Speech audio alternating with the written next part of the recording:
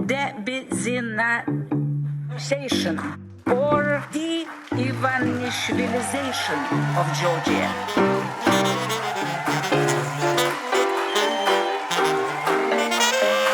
What does it mean, de-oligarchization? It means de-Ivanishvilization or de-Ivanishvilization of Georgia. გამარჯობა მეგობრებო, ფორმულას ეთერში თქვენ უყურებთ 219 ეპიზოდს გადაცემის საკვირაში ერთხელ მიშამშვილდაძესთან. დაცხა. ძალიან დაცხა. რაც კიდე უფრო აუტანელს ხდის ქართულ ოცნებას.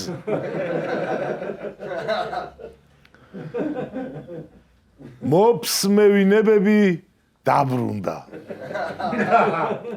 თუ არ მოგწონთ ივანიშვილის რეჟიმი, თქვენ შარდის ანალიზი უნდა ჩააბაროთ და დაამტკიცოთ, რომ ნარკოტიკებს არ მოიხმართ.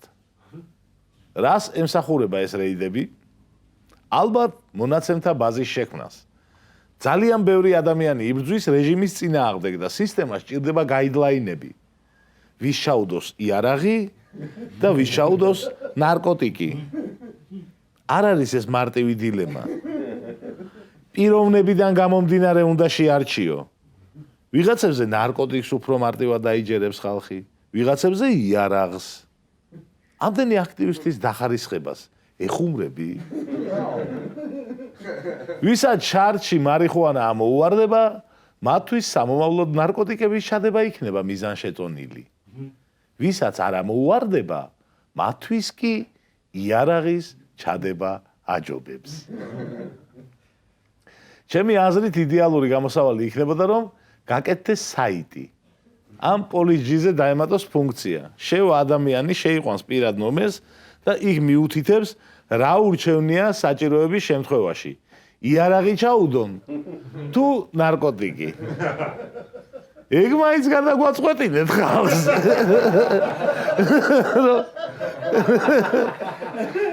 რავია, ბევრს ვითხოვთ. იყოს ფასიანი. ნარკოტიკის ან იარაღის ჩადება უფასო იყოს და ვისაც ქულ მუხლი უნდა, რავი, გამდიდრებული ურანი, სახელმწიფო გადატრიალება და ეგეთი მუხლით დაჭერა იყოს ფასიანი, რავი. 10,000-იანი ნომრები მანქანაზე, თესლი მუხლი, სისხლის სამართლის საქმეში უკვე თემა. არალეგიტიმური ხელისუფლება ამ შარდის რეიდებს ნარკოტიკებთან ბრძოლის ეგიდით ატარებს. ამ ეტაპზე მხოლოდ ოპოზიციურად განწყობილ ადამიანებს ამოწმებენ. ეს მაფიქრებინებს, რომ მომავალ თაობაზე ზრუნვის მოტივით არ ხდება ეს ყველაფერი, თუმცა თავს ვერ დავდებ. არ ვიცი რატომ, მაგრამ ერთ შევას მოგცემთ კოცებო. ხალხის დაშინება თუ გინდათ, მსუბუქი რეპრესიებით უნდა დაიწყო და ნელ-ნელა უნდა დაამძიმო. თქვენ პირიქით გააკეთეთ. მარშრუტკებში წამებით დაიწყეთ და ეხლა მოფსმეინებაზე ხართ გადასული. მოფსმეინებით უნდა დაგეწყოთ და ახლა მარშრუტკებში უნდა გვაწამებდეთ.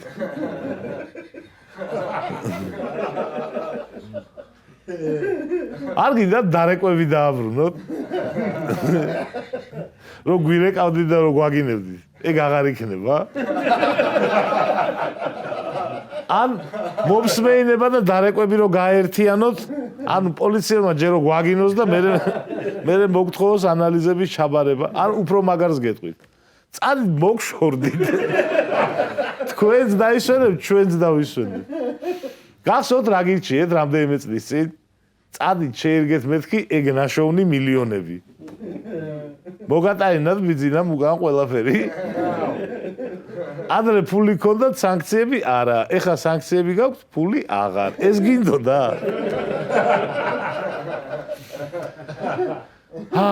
და კიდე რა გითხარით წლების წინ გახსოვთ? ან ყველანი კარგად ვიქნებით მეთქი? ან ყველანი ცუდად. ხვდებით, რომ მეორე ვარიანტი აირჩიეთ? მეორე ვარიანტში ყველა ცუდი რა არის? ჩვენ შეიძლება გვეშველოს. თქვენ რა გეშველეთ?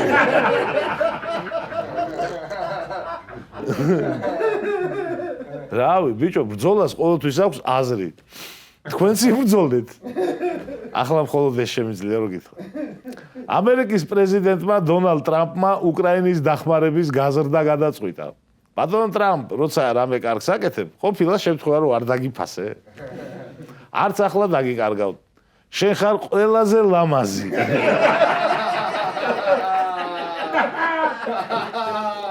შენ რომ პრეზიდენტი ყოფილიყავი, ომი არ იქნებოდა. არც გლობალური დათბობა. გულწრფელად რო თქვა, იმედ გაცურვებული ვარ, რომ პრეზიდენტი პუტინი არ ჩერდება. მე არ ვარ კმაყოფილი ამით. განაცხადა ტრამპმა. ეს რომ მხოლოდ სიტყვები არა, პენტაგონმაც დაადასტურა.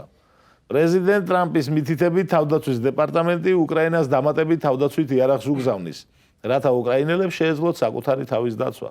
წერია განცხადებაში. დამატებით გერმანია მზადა ამერიკისგან იყიდოს პატრიოტის სისტემები და უკრაინას გადასცეს. აი ეხლა უნდა წამოაყენო ჩერჩილი, რუზველტი და სტალინი და გამართოთ თეირანის კონფერენცია. ისრაელის ბომბების ფონზე. სულ გაგიჟდებიან. ახლა კი ამბები, რომელიც სადღაც 2018 წლამდე გაგვიკვირდებოდა, მაგრამ ახლაც არაუშავს. ევროპარლამენტმა მიიღო რეზოლუცია, დაწესდეს სანქციები ქართული ოცნების ლიდერებსა და რეჟიმის ხელშემწყობ პირებზე. ასევე მოუწოდებს განიხილონ შემდგომი შემზღუდავი ზომები, როგორიცაა SWIFT-ის შეწყვეტა ან სექტორული სანქციები, რომლებიც მიზნად ისახავს ქართული ოცნების რეჟიმის ფინანსური ნაკადებისა და შემოსავლის წყაროების შეწყვეტას. რეზოლუციის პასუხად საქართველოს ეროვნული ბანკი ამბობს, რომ ციტირებ, არ არსებობს SWIFT-დან გათიშვის საფუძველი. ჩვენ ChatGPT-ს ვკითხეთ, რა შეიძლება იყოს SWIFT-დან გათიშვის საფუძველი. ხელოვნურმა ინტელექტმა ჩამოგვითვალა საფუძვლები. პირველი, სანქციები.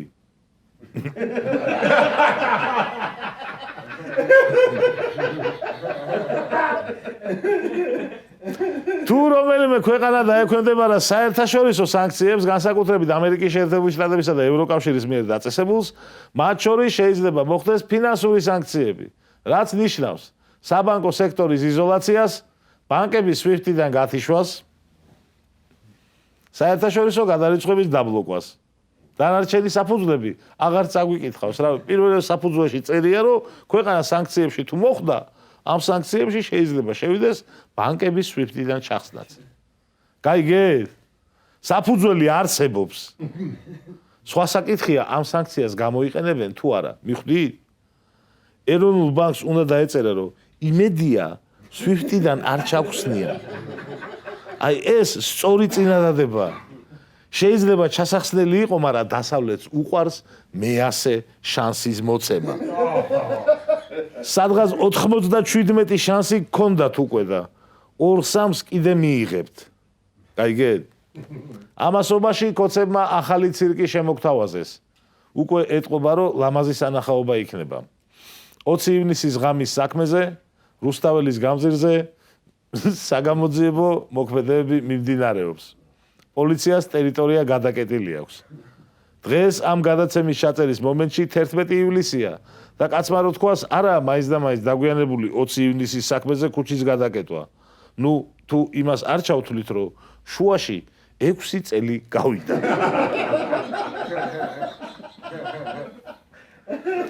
2019 წლის 20 ივნისის გავრილოვის ღამის საქმეზე გამოძიების ფარგლებში რუსთაველი გადაიკეტა 2025 წლის 11 ივლისს.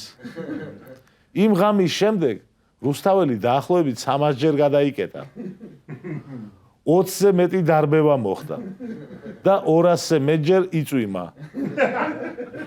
თუმცა ქართული გამოძიების შესაძლებლობებში ეჭვი არ მეპარება.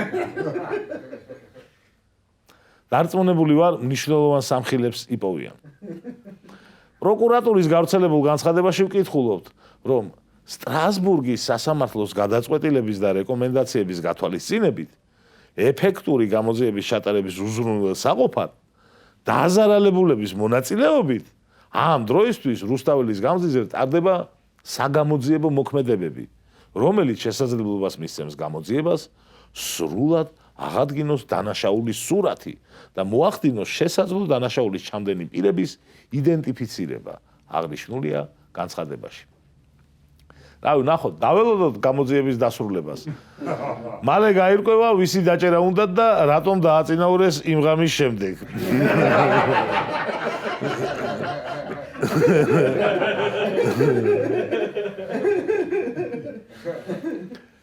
ძალიან ადარდებთ ქოცებს სტრასბურგის რეკომენდაციები, გაიგეთ? ანუ ვენეციის კომისია, ევროპარლამენტის რეზოლუცია, EUTODIR და ამერიკის კონგრესი არა, მაგრამ აი სტრასბურგის რეკომენდაციები როგორ არ უნდა დაიცვა ადამიანმა. რას აღარ კადრულობს რეჟიმი, რომ რუსთაველზე პროტესტი შეწყდეს. ახლა თვითონ გადაკეტეს, რომ ხალხმა არ გადაკეტოს. დანაშაულის ადგილია, აქ ნუ გაჩერდებით, ეგრეთ განა. რაც შეეხება ვიზა ლიბერალიზაციის საკითხს. იმ კვირაში ევროკავშირის საგარეო საქმეთა მინისტრების შეხვედრაზე ვიზა ლიბერალიზაციის შეჩერება და მოსამართლეთა დასანქცირება უნდა განიხილონ. სანამ ის ხალხი იმსჯელებს, პასუხი უკვე მზად აქვს დავით მათიკაშვილს. ჩვენს ოპონენტებს და რადიკალებს მარტო იმის სურვილი კი არ აქვთ, რომ უვიზო მიმოსვლა შეჩერდეს. ანუ ჩვენ გვაბრალებს უვიზო მიმოსვლა. მარტო იმის სურვილი კი არ აქვთ, რომ უვიზო მიმოსვლა შეჩერდეს. არამედ დიდი ბომბი რომ მოხვდეს ქვეყანას და ამოწყდეს აქაურობა, ამის დიდი სურვილიც აქვთ. რა უნდა ელაპარაკო ადამიანებს, ვისაც ერთადერთი რამ აერთიანებთ? საკუთარი ქვეყნის და ხალხის სიძულვილი. ვერ ღირსებიან ვერც ბომბებს ჩვენი ქვეყნის თავზე. მადლობა ღმერთს ამისთვის და ვერც იმ შედეგებს, რაც სურთ, თქვა მათიკაშვილმა. დავით, მადლობა ღმერთს კი არა, მადლობა ბიძინას. ცოტა დაუფიქრდი. სამ წამოისვრი რაღაც სიტყვებს. 17-მა ევროპელმა პოლიტიკოსმა წერილი მოგწერა. მართლა კი არა. 17-მა სახელმწიფომ მოგწერა 17-მა ევროპულმა სახელმწიფომ მოგწერა ერთობლივი წერილი. ბელგიის, ჩეხეთის, დანიის, ესტონეთის, ფინეთის, საფრანგეთის, გერმანიის, ისლანდიის, ირლანდიის, ლატვიის, ლიეტუვის, ნიდერლანდების, ნორვეგიის, პოლონეთის, ესპანეთის, შვედეთის და გაერთიანებული სამეფოს საგარეო საქმეთა მინისტრებისა და ევროპის კავშირის უმაღლესი წარმომადგენლის 2025 წლის 11 ივლისის ერთობლივი განცხადება საქართველოში ბოლოდროინდელ მოვლენებთან დაკავშირებით. ჩვენ განვაგრძობთ საქართველოს ხელისუფლების ანტიდემოკრატიული ქმედებებისა და ადამიანის უფლებების დარღვევების მხილებას და მზად ვართ გამოვიყენოთ ჩვენს ხელთ არსებული მექანიზმები, თუკი საქართველოს ხელისუფლება გააგრძელებს ქვეყნის დემოკრატიისა და ადამიანის უფლებების პატივისცემის ძირის გამოთხრას. ჯერ კიდევ შესაძლებელია კურსის შეცვლა. მოუწოდებთ საქართველოს ხელისუფლებას დაუყოვნებლივ გაათავისუფლოს უსამართლოდ დაკავებული პოლიტიკოსები, ჟურნალისტები და აქტივისტები, გააუქმოს რეპრესიული კანონმდებლობა და ჩაერთოს ეროვნულ დიალოგში ყველა შესაბამის მხარესთან, რათა მოიძებნოს გამოსავალი არსებული მდგომარეობიდან. წერია განცხადებაში. ესეც 98. ანუ რა ის 98 ვიკითხავთ ახლა. როგორც გითხარით, დასავლეთს უყვარს 100 შანსის მოცემა და ეს არის 98. ეს 14 თუ 17 სახელმწიფოს განცხადება კი არის, მაგრამ გაითვალისწინეთ, რომ დიდი ბრიტანეთის მონარქი ჩარლზ მესამე, დიდი ბრიტანეთის გარდა კიდევ 13 სახელმწიფოს მონარქია. აუ ჩათვალეთ 30-მა ქვეყანამ გითხრათ, რომ აზზე მოდითო. კაი, გერმანიის აზრი არ გაინტერესებს, საფრანგეთის აზრი არ გაინტერესებს, ესპანეთი არ გაინტერესებს, ბრიტანეთი არ გაინტერესებს. ისლანდია ბიჭო. ისლანდია შეწუხდა თქვენი ქცევით. ტიპები კანადასთან უფრო ახლოს არიან, ვიდრე ჩვენთან და ეგენი შეწუხდნენ. გრენლანდიის ნაწილი უფრო სამხრეთშია, ვიდრე ისლანდია. გაიგე? ისლანდიაში ერთხელ თამაში ჰქონდა საქართველოს ნაკრებს ფეხბურთში და ფეხბურთელების ნახევარი არ წავიდა, დაეზარათ და არც კი გაგვიკრიტიკებია ბიჭები, შევედით მათ მდგომარეობაში. თბილისიდან კენია უფრო ახლოსაა, ვიდრე ისლანდია. ხვდებით სადამდე ჩავიდა ამბავი, რომ ქოცები ხარ? დედამიწაზე საქართველოსთან ყველაზე დაშორებული სახელმწიფო არის ახალი ზელანდია. მოდი ესე შევთანხმდით, რომ ზელანდიამაც თუ გააკეთა განცხადება, შეგრცხვეთ. კარგი? რა ზელანდიამდე თუ ჩავიდა თქვენი ამბავი, რამდენიმე პოლიტპატიმარი გამოუშვით. შევთანხმდით? ამასობაში ქართული კრიმინალი ახალ სიმაღლეზე ავიდა. დიდი ხანი აღარაფერი გვიკვირს. ამ მიზეზის გამო აღარ ვაკეთებთ რუბრიკას ჩვენი მოგონილი კრიმინალი.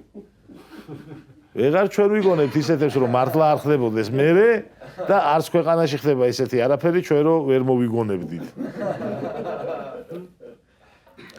რეალობა შეცვალა ამ ნიუსმა. ატმის შეღებვის ფაქტზე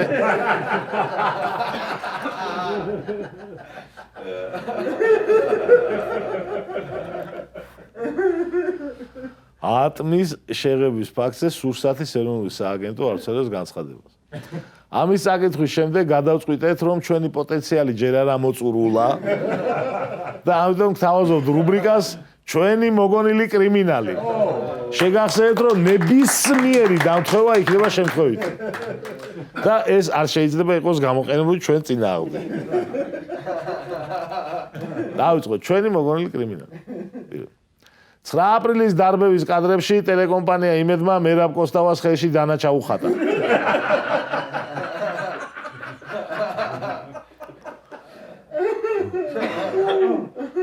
ცრუმოწმეების კორპორატიულზე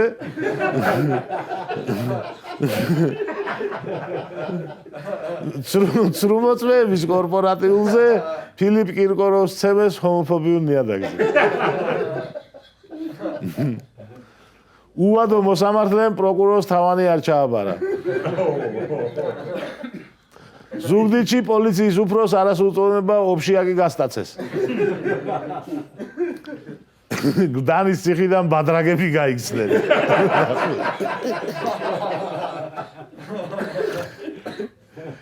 ვინვინარიში ფასკუნჯის კოსტუმში გავრილოვი აღმოჩნდა. წინა ხელისუფლებაზე განაწყენებულმა მოქალაქეებმა ცხელ გულზე 3 ტენდერი მოიგო. მარნეულის ეპისკოპოსმა გედედეს თანამშრომელი დუელში დაამარცხა.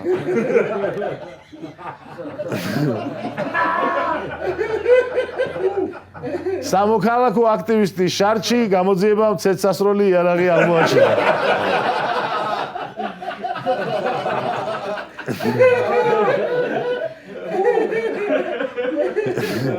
გადაღებილ ატამში ქათმის კლინტი აღმოჩნდა.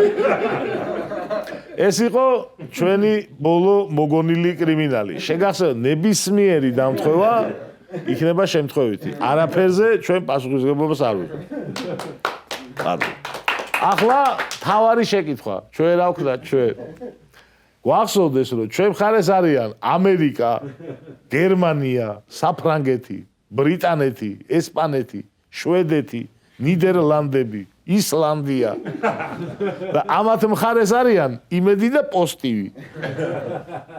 გვახსოვდეს, რომ ჩვენი წინააღმდეგობა და პროტესტი ძალიან ბევრ პრობლემას უქმნის ქართულ ოცნებას. პრობლემა რო არ ქონდეთ, 100 კანონს არ მიიღებდნენ და ჩვენი შარდით არ ირბენდნენ აქეთ-იქით. გვახსოვდეს, რომ პატარა ქვეყანაში დიქტატურას სჭირდება გარანტორი. რუსეთის გარანტორობა არ გაიშვას აწითი. გვახსოვდეს, რომ თუ გავჩერდებით, ყველას გაგვანადგურებენ. დასაკარგი აღარაფერი გვაქვს. თავისი ამის რას უშვებიან, ჩვენ რას გვიზავენ. გვახსოვდეს, რომ უდანაშაულო ადამიანების ხედან ციხეში და მათ ვერ მივატოვებთ. სულ ესაა, რაც დღეისთვის მინდა და მოგწა. მადლობა ყურადღებისთვის, შევხვდებით მომავალ შაბათს ფორმულაზე.